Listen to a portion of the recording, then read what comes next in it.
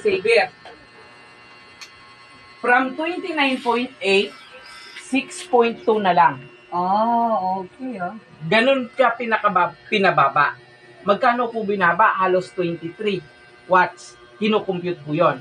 So, ang kagandahan po niyan, pinababa na yung watts, na-save pa yung voltage natin, or reregulate pa yung voltage natin, kaya po umaabot ng 30 to up to 50% yung natitipid natin, or ibinababa ng mga bill natin.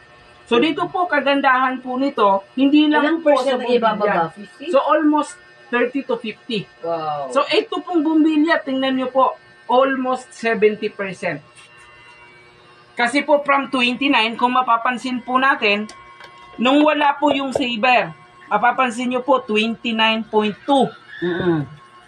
29.2 watts. Okay. Yung purong kilowatts per hour. Oo. Pag nilagyan po natin ito, from 29, halos 5.7 na lang. Ang laki. Tama? Okay. So, napakalaki nung nabawas. So, eto po yung kagandahan ng product natin. Kagandahan po nito, centralized na. Lahat ng ilaw natin, lahat ng gamit natin na di kuryente, dumadaan na po sa kanya.